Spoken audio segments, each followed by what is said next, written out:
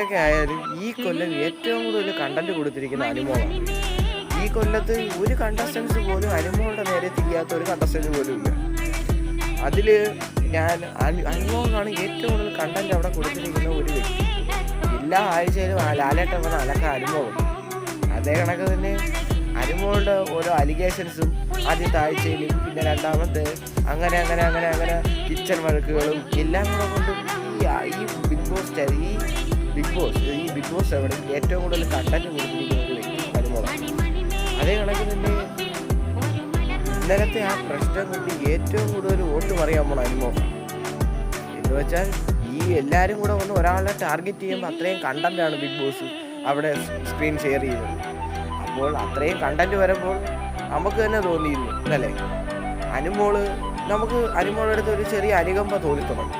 അങ്ങനെ vote മറിയാനുള്ള chance ഏറ്റവും കൂടുതലാണ്.